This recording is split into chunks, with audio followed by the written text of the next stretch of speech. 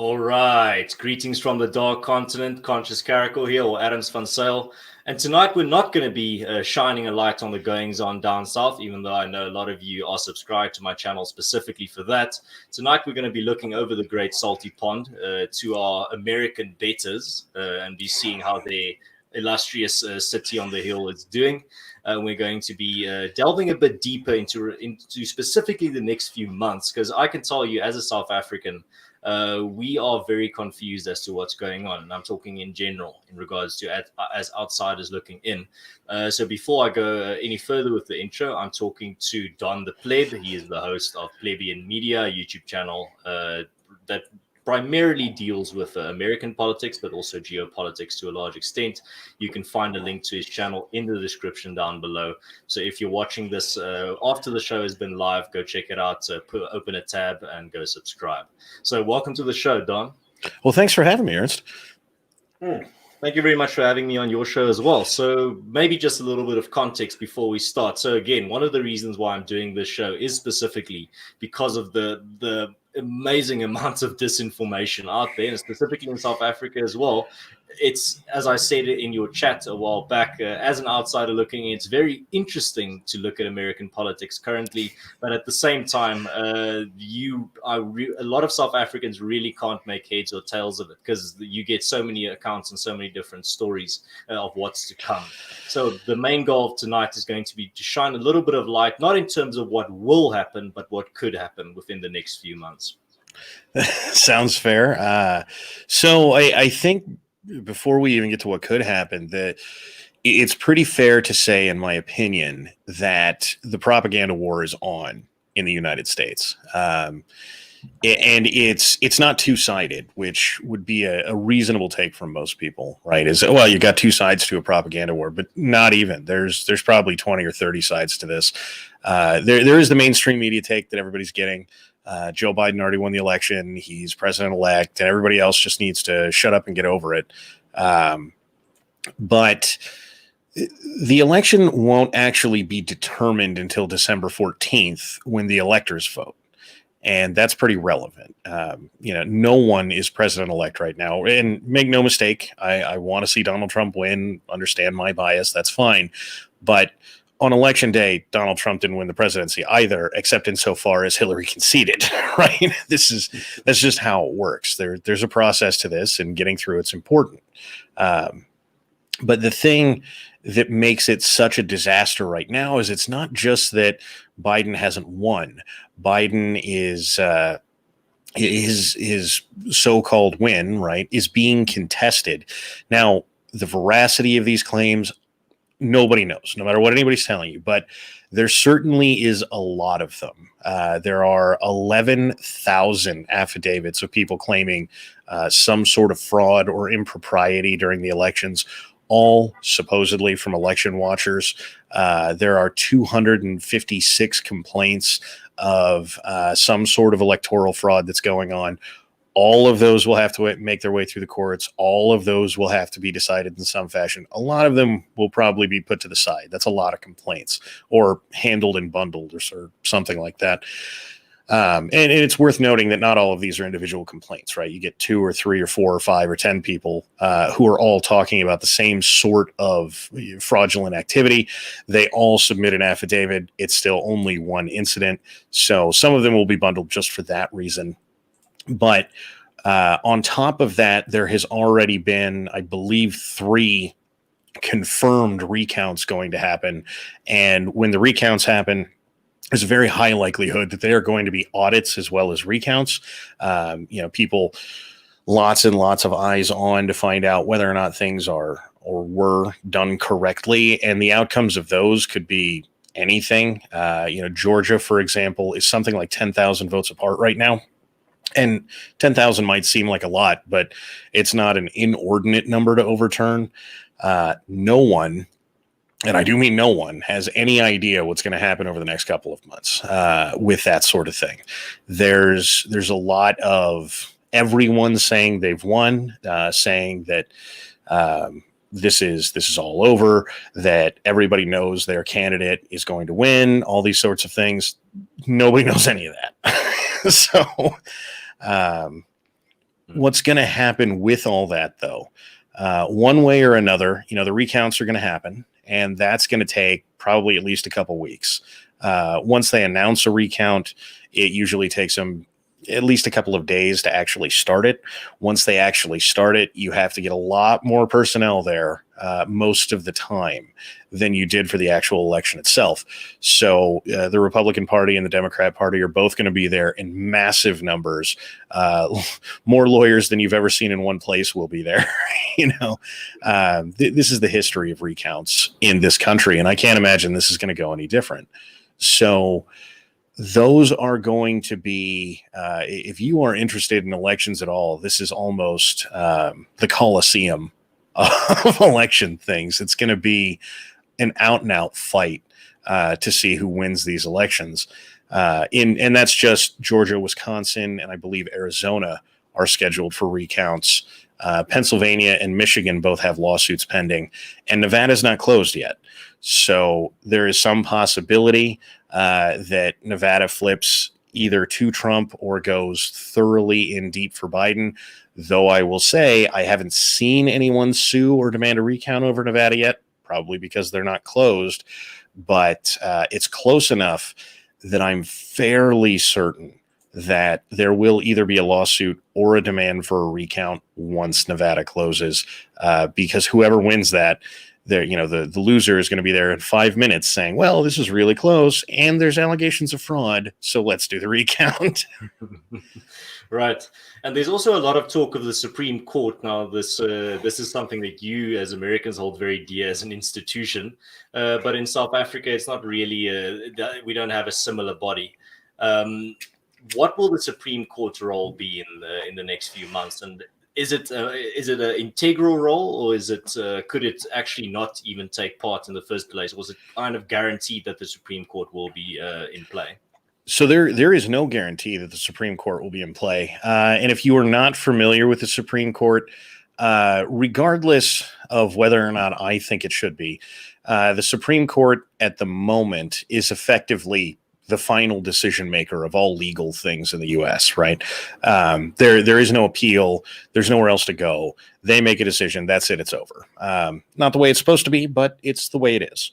So what will happen with the lawsuits is, and you're already seeing some of this happen, is lower courts are not very interested in touching them. So most of the lower courts are saying, well, we're just not taking the case. We all know you're going to SCOTUS anyway. And SCOTUS is the Supreme Court of the United States. And so what will eventually happen with all of these lawsuits is they will file very big briefs, guaranteeably. There's already one out that's 80 pages, and that's just of a single accusation of fraud. Someone will take those 80 pages over to the Supreme Court. The Supreme Court will read over those 80 pages, and they will say either yes or no, we will or will not look at it. And there are 9 of them, and effectively they sort of just vote whether or not they think it's important. Now, because Bush v. Gore happened 20 years ago, the one thing that we can reasonably assume is that the Supreme Court will think the presidential election is an important enough idea, because every justice that was on the court at the time that was interviewed about it later said, well, one of the considerations we take up is whether or not this is important, right? So, if your neighbor's dog pooped on your lawn, the Supreme Court does not care. They will not take that case no matter what happens. But how do you say that the presidential election is not important enough for the Supreme Court to look at? And that was everybody's take on it. So the likelihood that it passes the importance burden, very high. Now, it gets really hairy after that. Because if, there's been a lot of people cruising around social media going, we know that 10 dead people voted in Michigan. And that seems like a really big deal, right? Don't get me wrong. It is a very clear indication of voter fraud. But if you are President Trump and you take that to the Supreme Court's going to take one look at it and go, well, as the counts stand right now, you lost by a lot more than 10 votes. So we don't care. We're not taking that case.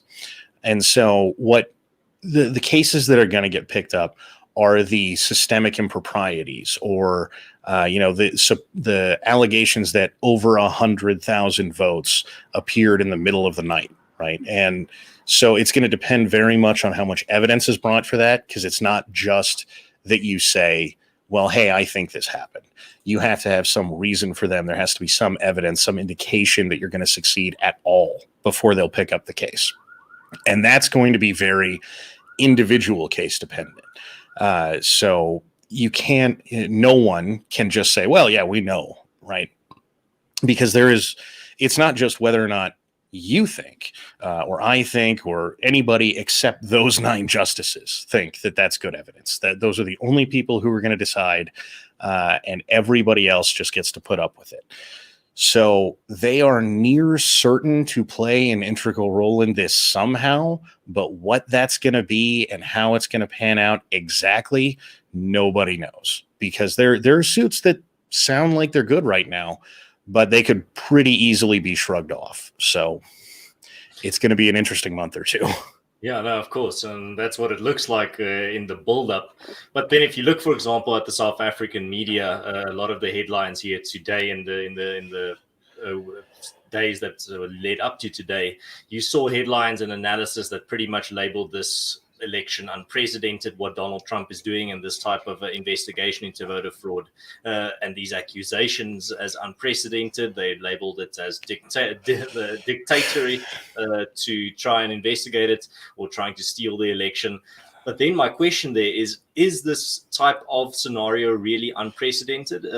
What makes this different than other scenarios in the past?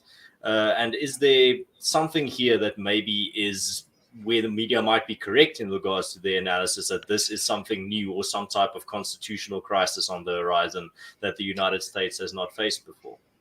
So precedented is a very loose term, and it doesn't sound like it, right? Because any 2 normal people in conversation, if one of them said, this is unprecedented, they mean nothing like this has ever happened before. And just a minute ago, I was talking about Bush v. Gore, which was the 2000 election, in which George Bush and Al Gore were both running for president of the United States. And the Florida count was a disaster, sort of like you're seeing in Wisconsin and Michigan right now, specifically. And Pennsylvania is worming their way in there to be kind of a disaster as well. So insofar as last time it was only Florida and now it's at least 3 states, I guess you could say that's unprecedented, but it has certainly happened before insofar as a state's vote count has been contested. It has been taken to the courts. There is some argument that this happened with JFK's election as well. Mm-hmm. And there is in the world of actually unprecedented things that no one would want to see happen. Back sometime in the 1860s, there was a presidential election in which they really couldn't figure out, for any variety of reasons, who won the election. And so they just established some council that doesn't exist anywhere on paper and said, dear council, vote and tell us who the president is. And then they did, and we went forward. So have there been contested elections? Definitely. Have there been contested elections that involve fraudulent voting? Definitely. Have there been contested elections that went to the Supreme Court that involved fraudulent voting? Definitely. Has it been these 3 precise states with, and the couple of recounts on top of that, this really, really exact scenario? No. I think any normal person, if you said unprecedented, that would not be an accurate term. If you were being hyper exact, then this is unprecedented insofar as this exact thing has never happened before. The funniest thing for me is the fact that I actually saw a headline today that I reacted to from News 24, a South African outlet, that had the headline that these are dictator moves, defense official alarmed as Trump installs more loyalists at the Pentagon. So the funny thing here for me is that their line now is that we know we've been calling Trump a dictator for 4 years, but this time we're super duper serious. And this is what we said at the very beginning is going to happen in regards to, even if in the scenario where Trump goes full on dictator mode, you guys have called wolf so many times, nobody's going to believe you. Well, this is, again, make no mistake, I am not unbiased here, but there is no way for me to look at someone going to the Supreme Court, which is the final decision maker on disagreements in the United States, saying, I surrender the outcome of this decision to you, but here is my evidence and why I think I'm correct. And even remotely being able to compare that person to a dictator. Under that circumstance, the person making the decision is the dictator. So the only person that we could even put in that role is the Supreme Court, which is not Trump, you know? Yeah, of course. And so that's pretty much the background in regards to what we're being fed from the mainstream media in South Africa. But then also the other line that's not strictly relegated to just the South African media is this. I don't know if there some type of memo went out, but there's this pattern or this very clear message that they want to push that this is now the return to neoliberal normal. Populism is dead on the right and the left. We're just going to go back to nice and cozy mid 2000s, like Obama era neoliberalism. We're going to be going on, keep continuing our agenda of forever war, and we're just going to go back to what we feel comfortable with, and everyone's going to be happy. Don't worry, the nightmare is over. And from my perspective, you can't be more wrong. I think this is actually creating, the environment for real, genuine populism to actually be a bigger potential now. I think if Trump doesn't run in the next election, which I don't think will happen, you might be seeing a true right-wing populist, at least in the running. He might not be the candidate. That's still waiting to be seen. But my warning to a lot of these journalists celebrating the fall of Trump and the return to neoliberal normal was that be careful what you wish for. You might just get it. And it's going to be an actual right-wing populist, and then you'll actually know what that means. So it's long forgotten now. But, I am old enough to remember when Trump first got elected, the intellectual dark web guys were talking about this a lot. And some of the mainstream media guys were talking about, we're calling Trump a right-wing populist neo-Nazi, blah, blah, blah, blah. But he's not actually doing that. And if what we do is shut down Trump really hard and don't let these people have an outlet, don't let them, get at least a little bit of what they're asking for because they did it the right way, you better believe that the next time they will come hard and they will not stop. Whether or not you see, the Hitler Youth in the streets will not even be relevant, because the next person to come will be someone much more extreme than Trump. And if you shut Trump down like this, then all of the people you have pissed off will be voting for that person. They will be asking for someone who says, just shut down the left. And make no mistake, I am a right-wing activist, and I promise you, I am the last person on earth that these people want to be president of the United States, because if I had such capabilities, I would be going through so much of the power of the neoliberal institution, the global war people, and, taking a scythe to that power as fast as I could, destroying as much of it as I could during the time that I was there. And it probably won't be me. I probably won't be running for president, but there's a good chance it'll be somebody like me if they steal this election. Though I will say, if you look at the history, because what we're all dancing around here is whether or not Biden is committing enough voter fraud to steal an election. And if he is, in fact, even if he isn't, just the simple fact that this is now the accusation, if we don't do something to at least demonstrate that this isn't a fraudulent election, then we will never have a real election again. Because once the powers that be know that you can fraudulently steal an election, they never stop stealing them. They just stuff ballot boxes forever. Whatever it is that they did to win the first time, they just keep doing it for eternity.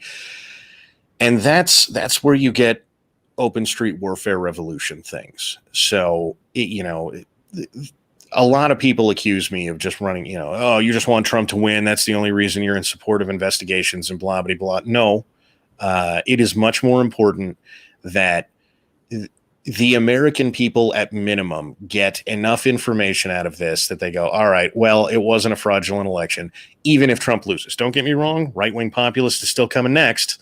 That's still going to happen. However, if what the general populace takes from this is elections don't matter anymore, that's when the guns come out. And I'd rather avoid that, Yeah, of course. You have a military background, will know as better as anyone.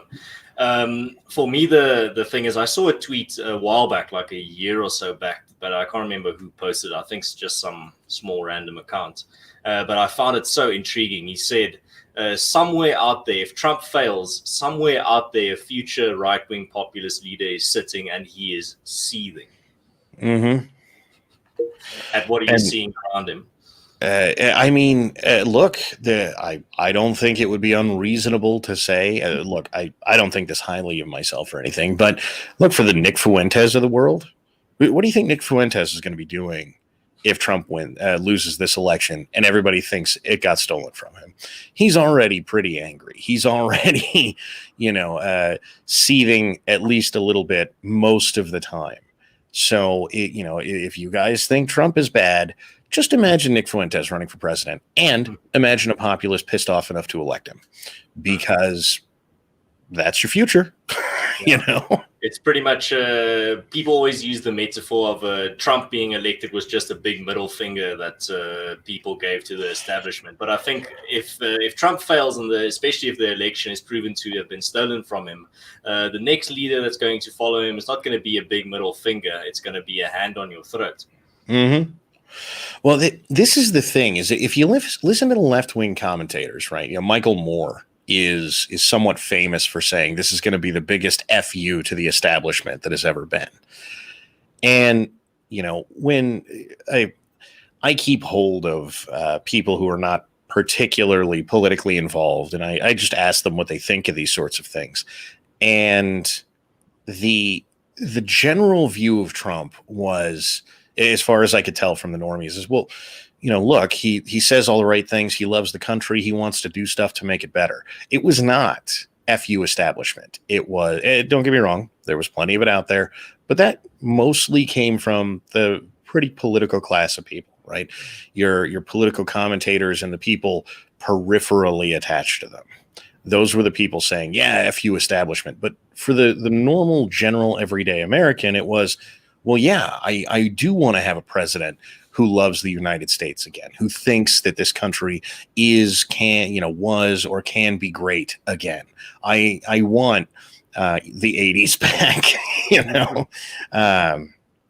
and those people are going to be the ones who say, well, we tried with Trump, so F you, that guy's going to crush you, so we're electing him.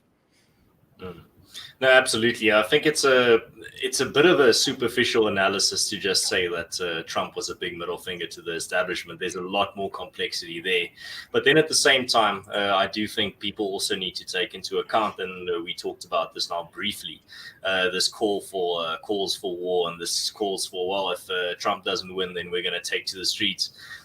Off air, I talked to you about the eerie similarities between that and some of the rhetoric we saw with the farm murder protests in South Africa this year, which I find funny because there's a lot of cultural difference between the culture war in South Africa and the culture war in America, but you do see these eerie similarities.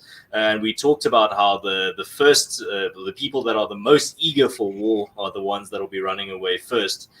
There's this excellent story from the Boer War where one of our most legendary generals, General De La Rey, who had a longer beard than you, so before the war was declared, Boers got together and they were talking about, well, we need to declare war on the empire. We need to go get some British scalps.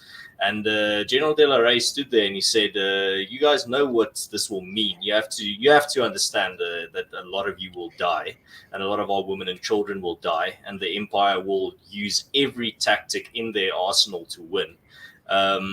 This is not what we need to do. And then he sat down after his speech, and then those war-hungry individuals stood up again, and they called him a coward. And then he stood up again for a final speech, and he said, well, if it is inevitable that we go to war and I can't stop it, then you can be damn sure that I will be one of the last people still fighting long after you've already run away with your tail between your legs. And his prophecy came true. Yeah, we used to say this was the purview of women, right?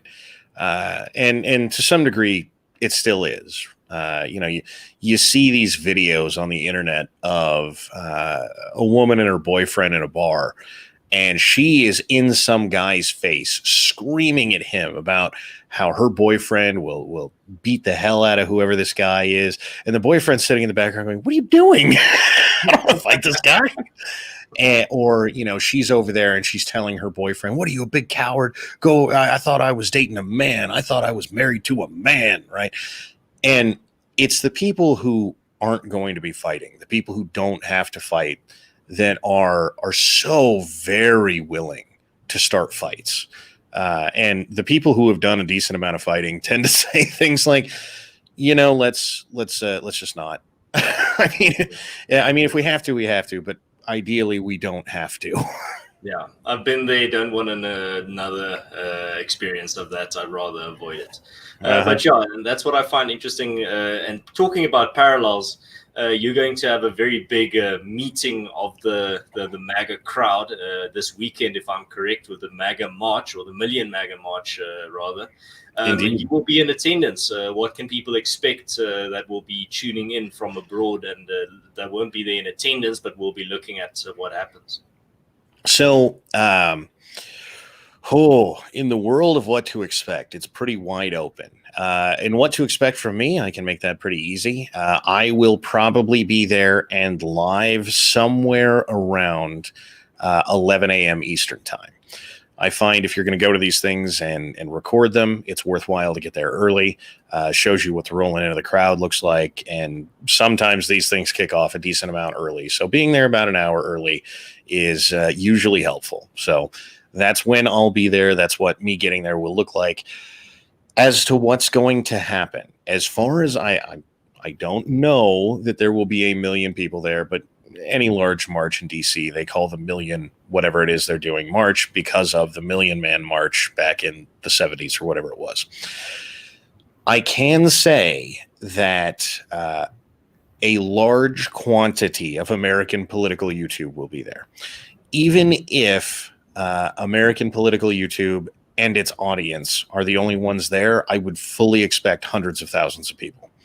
Just because, I'm a channel of 4,000 subscribers, and as far as I can tell, in some fashion or another, just a pat on the back here or a help actually coordinate rides and things, I personally am helping coordinate around 100 people. And that's the people who have said they're going, the people who have asked, said, oh, I would go if I could, but, I'd need a ride.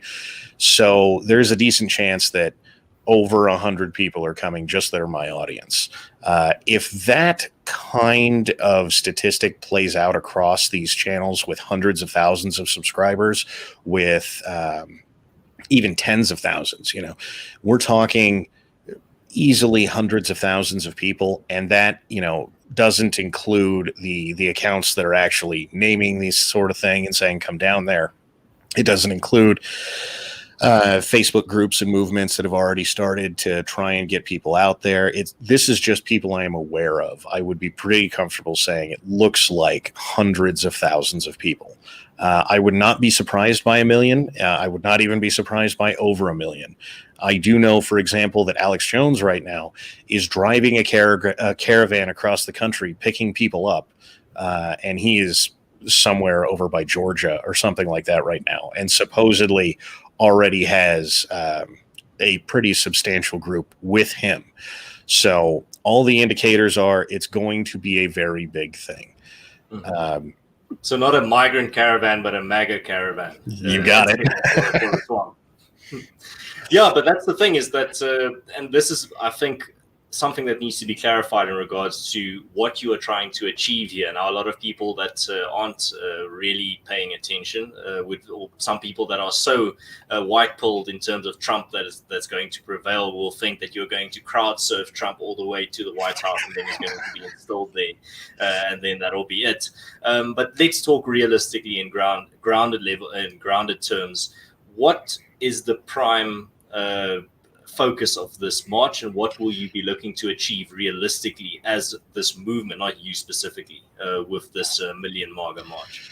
So I think it's worth talking about what the march guys seem to want, which is, let's face it, the Trump crowd really loves big gatherings.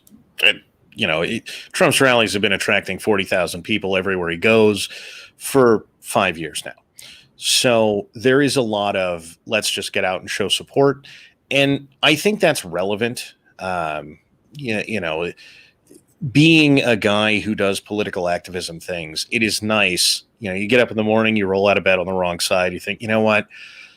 I just don't want to do it today. And then you go and you take a look at, wherever it is that you see support from. And there's 50 people there who are like, man, thanks. You motivated me to get up this morning and really get after it. And you're like, well, I guess I better lay it down,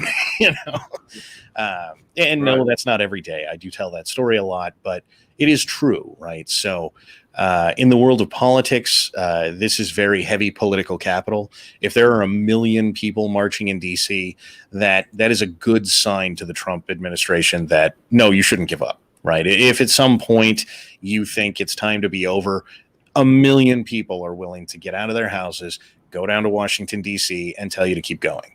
So I think that will happen regardless.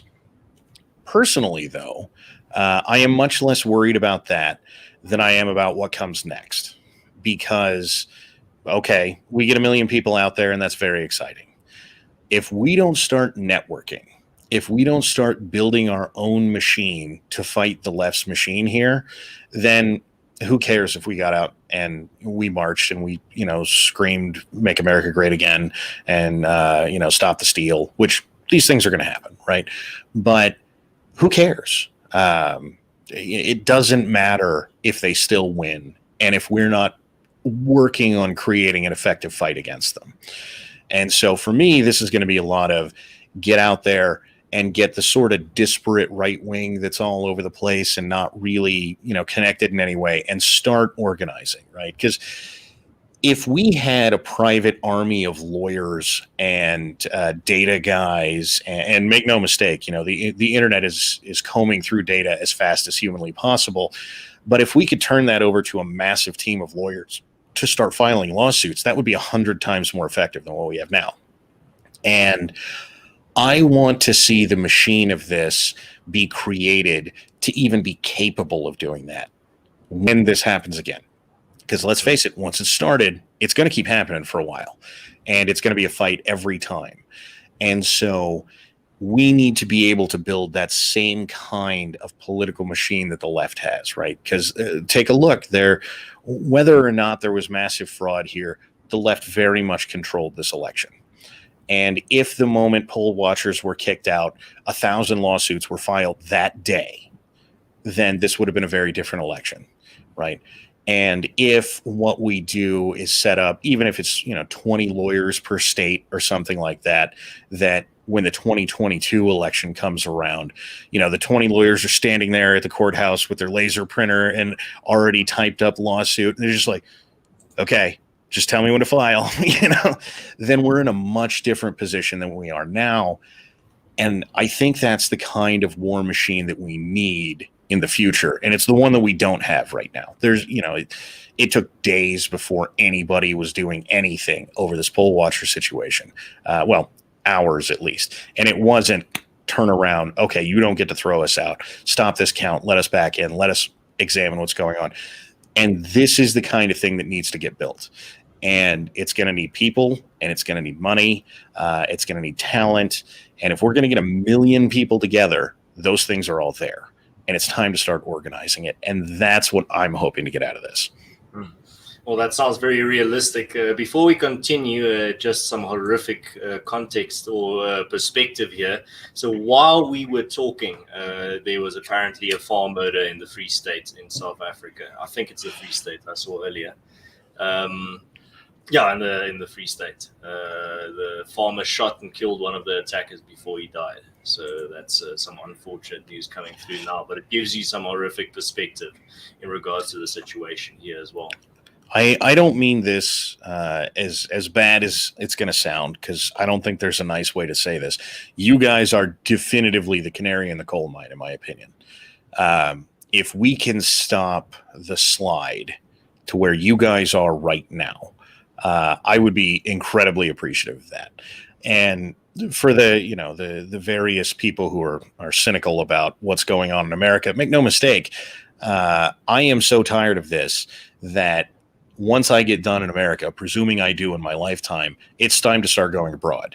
It's time to start taking this fight to the left everywhere else on the planet, because at this point, it's pretty obvious that if you leave them anywhere, they will come back for you everywhere. If there is one cockroach left, it will breed a new army and it will be back, and you will have to stomp the whole thing out all over again. So if that's the case, this is a global war, and it's time to take the fight to them on that scale. It's going to be a long road, but I'm not going away anytime soon. So, oh well, I see here, because I can't remember if it was one of your streams or if you made a tweet, because people were asking why you have an upside down flag. But one of my longtime subscribers here in the chat, Defrader Watcher, actually gets the message loud and clear. She says the upside down flag is appropriate. We are in distress. You got it. I've seen a couple of my usual chat discussing this, but so it has been a long-standing thing in America. If an American installation is in distress, raise the flag upside down to let every passing by American know that you need help. And if you don't think America's in distress right now, I don't think you're paying attention. So, absolutely. So maybe just a final thought there on the Million MAGA March, just some things maybe that you need to look out for. So in South Africa, with the farm murder protest gatherings, there was a lot of things that came to the fore. So firstly, there were agent provocateurs that were sent in specifically to disrupt and to really give the mainstream media and the government exactly the angle that they need in regards to discredit the movement. And there were also there were those people, and then there were others that were also just there to cause shit. They were the ones that were saying, turn off your cameras, don't film, don't have any evidence of what we're about to do. And then a lot of shit went down. I mean, there was a police van turned over, it was set on fire. But here's the thing: when people say we shouldn't be filming ourselves because then we might incriminate ourselves, well, firstly, why are you committing crimes? And secondly, exactly. If you don't film and you don't broadcast every single inch of that march, you're just giving more room to the mainstream media to monopolize the narrative and to monopolize the flow of information. So my advice to you for the weekend is you need to put as much content out there as possible, not you specifically, everyone going.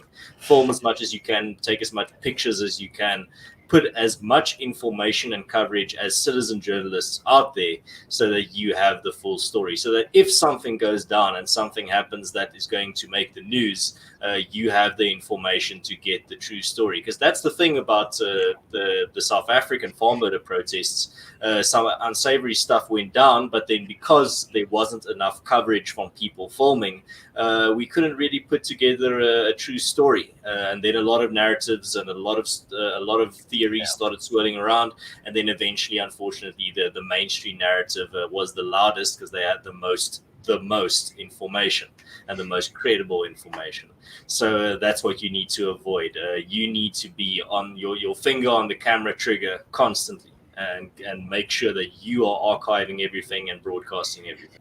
Dear every activist everywhere, understand that when it's your word against theirs, they are always right. Always. And it doesn't matter if you were there. It doesn't matter if you were watching. If you can't pull out the video and go, this is what they're lying to you about, no one will ever listen to you. And make no mistake, half the people you show that video to will say, well, but the New York Times said you're wrong. Well, it's video of it. And it won't matter to at least some people. But you better believe no one will listen to you at all if it's your word against the New York Times, if it's your word against ABC News. You are just screwed. You better pull out video. You better have it from 30 angles. You better have a whole lot to come back at them with, because they do run the narrative. And if you way more useful than anything else is video. I wish that was not the world we lived in. I wish it was not the case that as of today, the Washington Post is publishing an article that says the guy that alleged voter fraud at the post office recanted, while the guy who alleged voter fraud at the post office is publishing a video saying, I never recanted. What are you talking about? And it is still an argument. Right? There are still, oh, that guy recanted, Don. Shut up. You don't know what you're talking about. Well, here's the video he released saying he didn't recant. Well, but the Washington Post told me he recanted. If you want to be on worse footing than that, turn the cameras off. If you want to be going, oh, but no, really, please believe me, begging for your life because there's a decent chance that happens, then turn the cameras off. And for the people who want to go out there, commit crimes, start violence, and this sort of thing, I am 100% certain Antifa will be there on Saturday. 100%. Am I worried about it? Yeah. They get violent. They do. And if there's not 50 angles of coverage of video of that, you better believe it'll be blamed on us. And it won't matter that everyone there will stand up and sign an affidavit. It'll be, oh, but they're all right-wing MAGA Nazis, so of course they would say it was Antifa, right? Because that's what'll happen with the video. But the video matters, because even if you can't win the argument on the front page of the New York Times, you can in court. And there's some possibility that if things get violent, you going to court will be checking to find out whether or not you were going to prison for the rest of your life. Have the video. No, absolutely. And that's what I keep telling people, is that the first red flag is those people saying, don't film.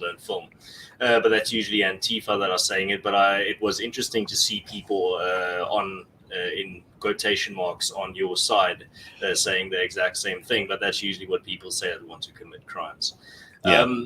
Something else that's also, I think, of integral importance to the next few months is definitely the question of legitimacy. So at this point,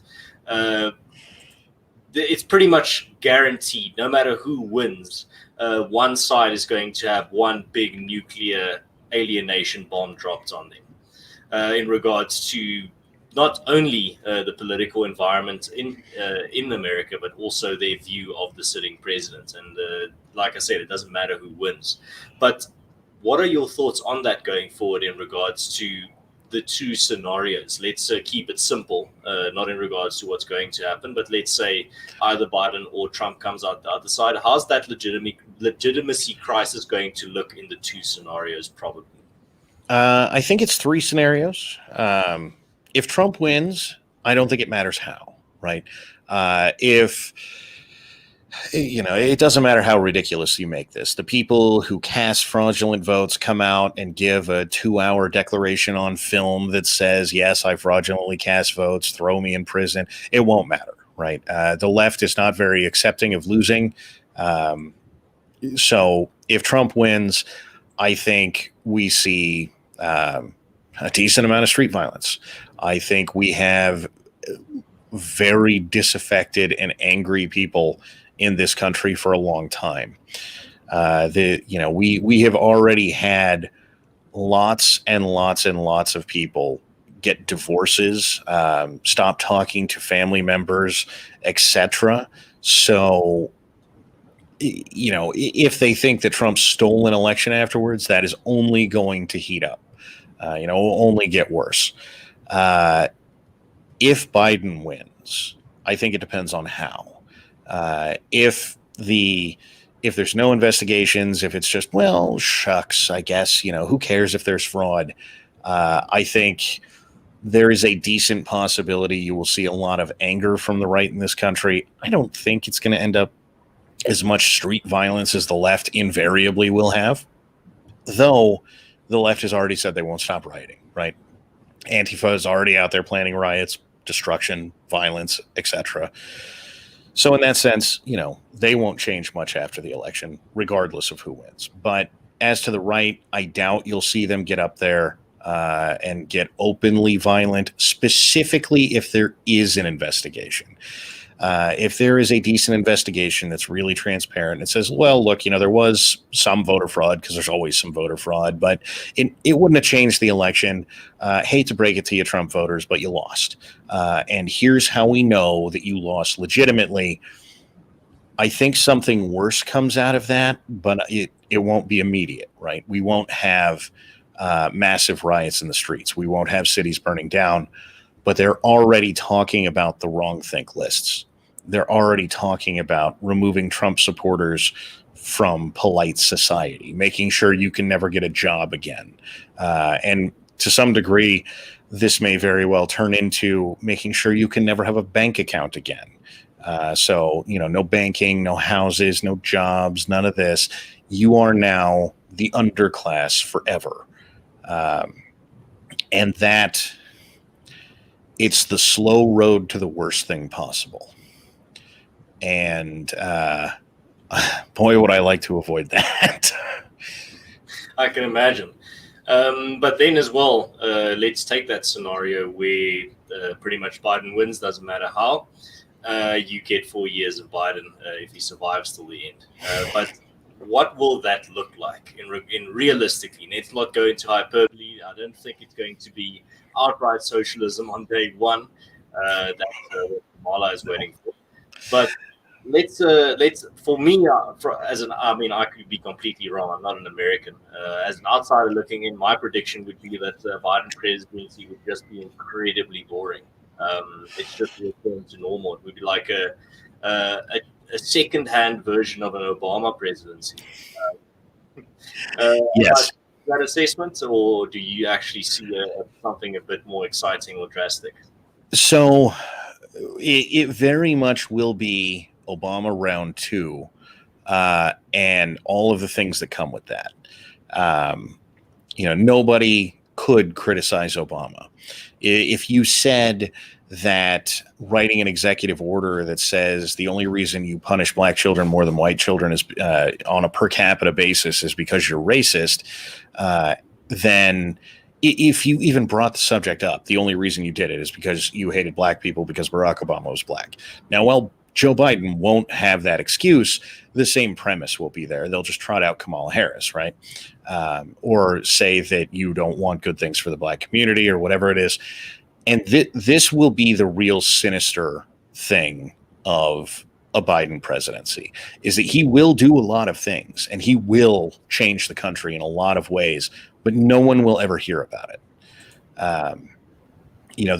When I said a minute ago, there is a possibility you won't be allowed to have a bank account if they create these wrong think lists. The thing that makes that possible is a thing that Barack Obama did that nobody talks about. He created this little bureau under the Federal Deposit Insurance Corporation that its whole job was to go around and bully banks to tell them that they would no longer be part of the American banking system if they didn't get rid of undesirables. And it was the Consumer Protection Financial Protection Bureau, the CFPB. And the thing that they were doing was known as Operation Chokepoint. There's not terribly much information about it, but the Bureau still exists. All the same people who did Operation Chokepoint still exist. There were a few lawsuits about it, but no one was ever punished for it. They just walked into court and said, "We promise we won't do it again." And then turned around and went home. No rules were ever made to stop them. We tried a couple of times to pass a law to say no, but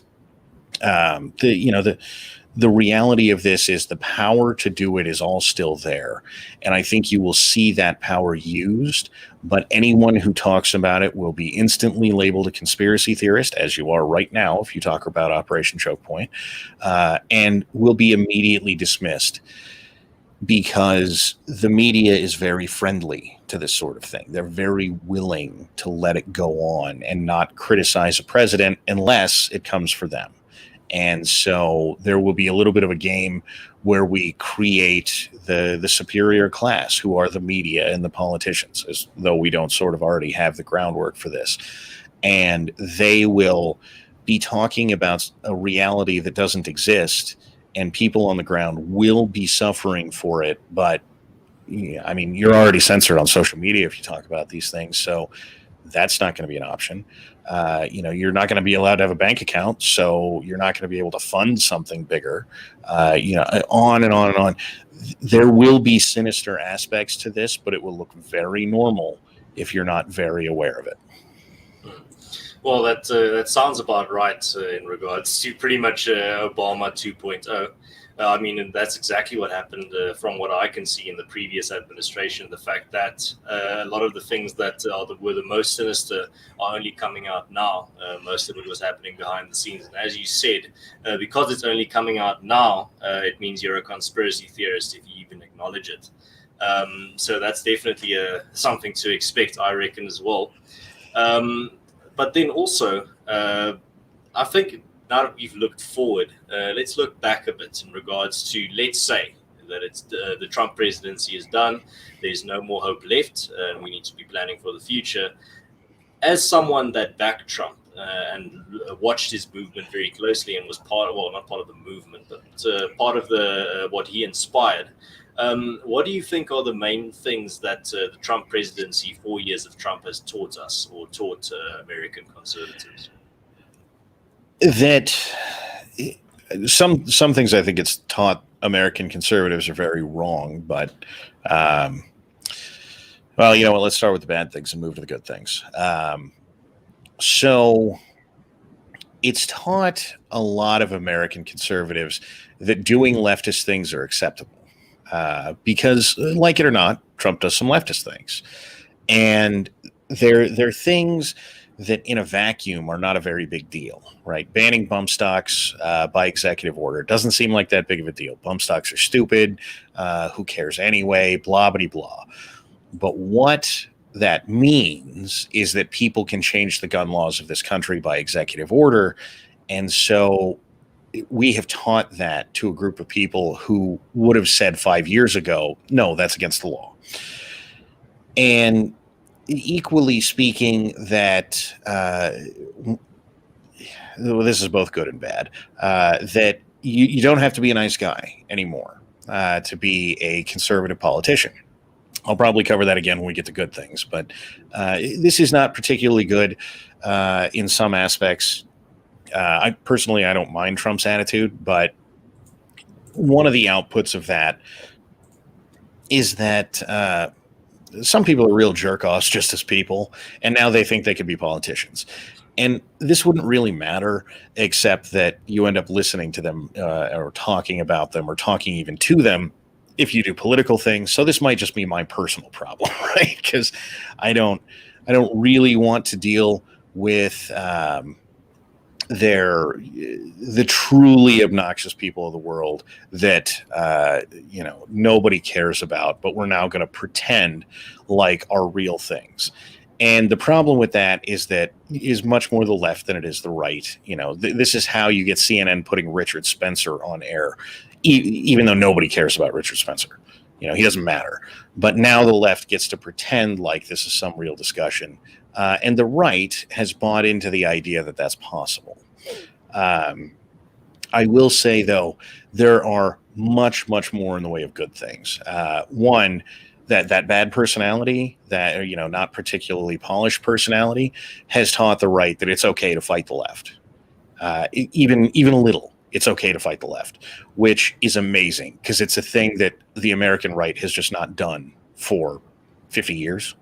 And that's probably being generous. They actually are willing to get out there and lay down the hammer and say, okay, enough of your BS. And this is how you're going to get the much harsher, angrier right-wing populace next time round, because the next guy who comes down is going to say, well, look, Trump tried sort of to be nice to him and they called him a Nazi. So to hell with it. How about we just do whatever we want? And so, look, that's why that's what's going to be down the road. It's also worth noting that the American right has learned that it's okay to say conservative things. To say, no, we shouldn't just have open borders. No, we shouldn't just do all of these stupid leftist things. Now, whether or not Trump does some leftist things doesn't matter. You're still allowed to get up there and say it. And I think the most important thing that the right, to be fair, is still learning is that the left hates them. And it's not, the left does not think it's a disagreement. The left hates them. People who have gotten up and tried to say, look, it's just a disagreement. Maybe we can talk this out, are being shouted down as murderers, racists, rapists. I mean, just the worst things you can call people in American society from people. The guy who de-radicalized 200 people out of the Ku Klux Klan went to the left and said, hey, guys, maybe we should talk this out. And he's black, by the way. And they called him a white supremacist. And so I think large swaths of the right are learning that with some of these people, there is no talking to them. And that's good, because we need to stop talking to the crazy people.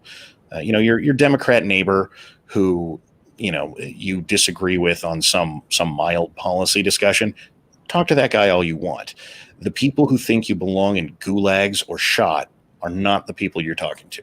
That those people are engaging in warfare, and you need to treat them like it. So I saw a comment here that I'd actually like to get your thoughts on. So Pedro Garcia says, what we need to be is nice, wholesome boys in public and be ruthless in debates and in policy. What are your thoughts on that strategy? Kind of. When you're talking, it depends on who you're talking to, right? This is very much a know your audience thing. I have no problem telling a right-wing audience in general, look, it's time to get up and go take a fight to these people.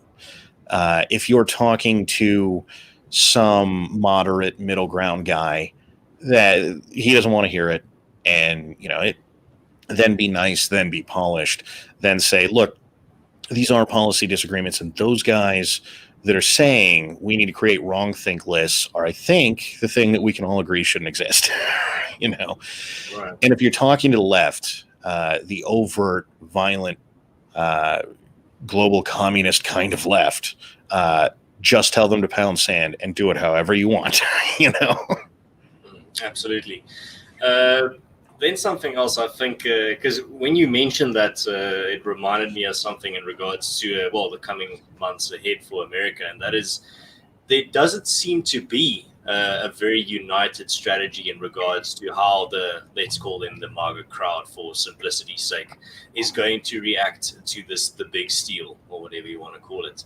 There seems to be a lot of different strategies, not a lot of unity in that regard. There seems to be a lot of people with a lot of plans, but not a lot of people that are willing to execute those plans. Is that a fair assessment, or do you think there is actually quite a united offensive or a united tactic going forward that you can see coming out of this movement? No, you're right on.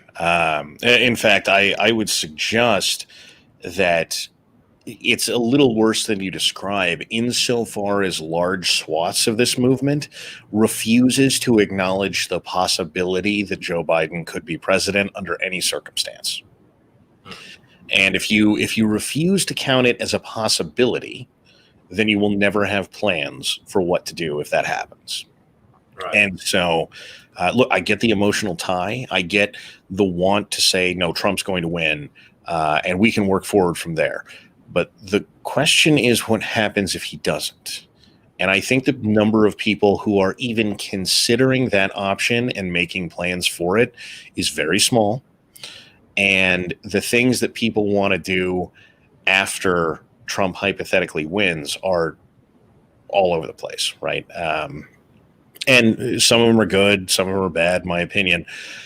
But regardless, there is certainly no single forged movement to say, go that way. Because even if it was a bad plan, if there was a single forged movement, everybody going forward that way would be substantially better than, everyone go rush off on your own. Absolutely. And yeah, and I think this is also something that we saw again, another parallel with South Africa, with the movement against farm murders here.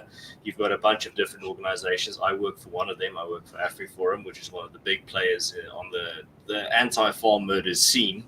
But then you also have a bunch of oaks coming out of nowhere that nobody's ever heard of, but they claim to have all these supporters and all these people that are behind them, and they are the majority voice. They represent the silent majority.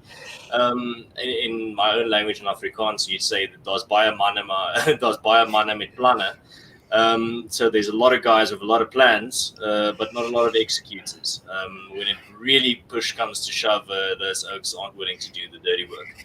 But then you also have to ask the question in regards to the people that are willing to do the dirty work or are willing to turn their plans into action doesn't guarantee that those are good plans or that those people are the ones that you need to succeed. I would suggest that it's worse than that, right? They're the people who are willing to just pick up and take action are the ones who have the worst plans on earth, you know. And the guys who want to sit down and talk about plans and formulate them forever and get to the perfect plan, and the ones who are never ever going to take action do usually have the best plans, and it's sort of never shall the two meet. And it's like that person that plans to write a book, but they take so long to write the perfect book that they never author it or they never publish it. Yeah, you get the title down. Lies on their desk. Yeah, you get the title down, and you spend the rest of your life figuring out the first 5 words, and there is so much of that out there. Probably the biggest problem I have had in doing what I'm doing is getting everywhere I go is, all right, stop arguing. We agree on 90% of things, and for you out there, the perfect planner guys, you guys have got plans for the 90% that we agree on. So how about we start doing those? Dear action guys, do the plans for the 90% that the planner guys have been working on since the 50s. These guys have worked out every detail. We'll have more intel than we could possibly work with. We can come back to them and get better options in case we hit some sort of crossroads. Dear action guys, make it happen. Dear planner guys, keep finessing out plans. We need to be doing the things we agree on, and we will get to the stuff we disagree on after the left is defeated, after we have already won. So we lost Don there for a moment. I don't know if he's just about to say something controversial and he was cut off, but I think everyone can still hear me. So while we wait for him to return, my back yet, Ernst? Oh wait, he's back now. All right, so I was just saying you sounded like you're about to say something controversial, so they cut you off just in time. It seems so, but the point here is, get to doing the things that we all agree on, right? And we'll, once the left is defeated, once there are no longer socialists and communists burning down American cities, once we are no longer talking about seizing the means of production in every single thing, we can go argue about all the things that the right wing likes to argue about. And we have all the resources to do it. They just all ignore each other. And so if there's anything in the world I could say, stop arguing about the 10% of stuff that we disagree on.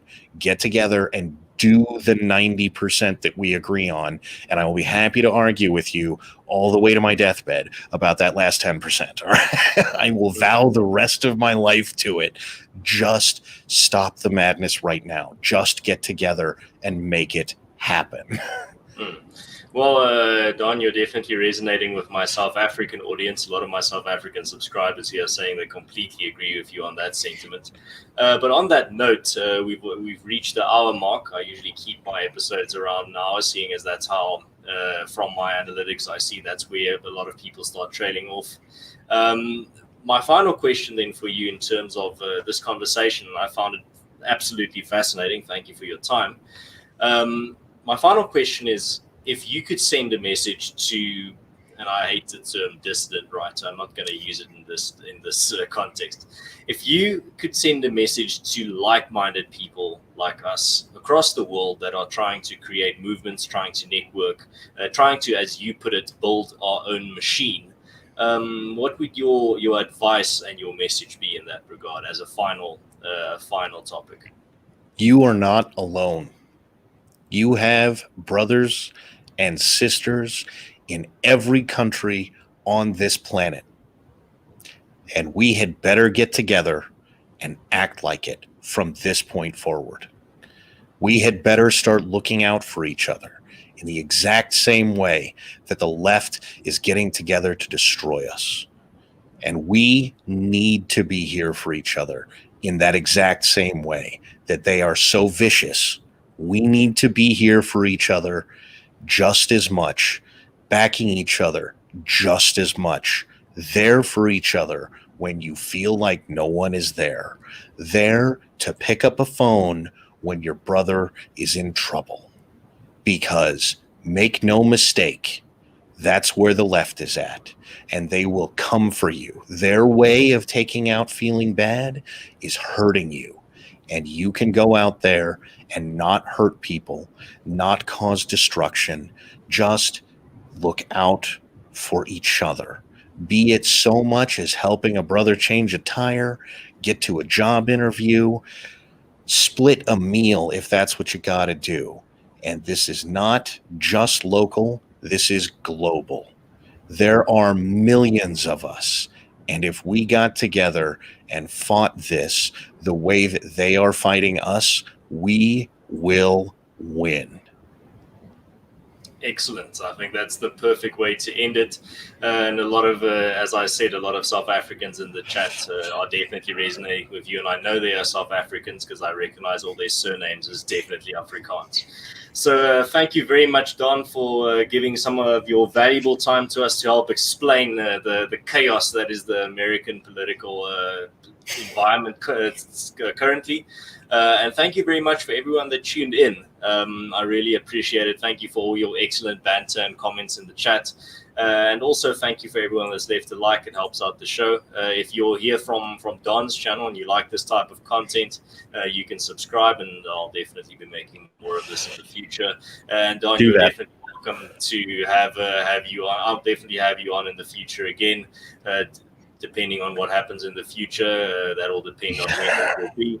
But thank you very much. I found it very interesting. And also thank you for everyone that tuned in. You really do add to the content of this channel. We're actually quite the opposite of the mainstream, where the mainstream corporate media doesn't take into account their audiences. They turn off their comment sections, while we as the alternative media actively engage with our comment section to really make them part of the content and make them part of the stream itself. And I think that's what really creates more of a community sense and more of a more rich content than you will ever get from the sterile corporate media. I think you're right. Thanks for having me. We will talk again as long as I can. All right, Don, happy trails and God bless, and I'll chat to you again real soon. Bye, everybody.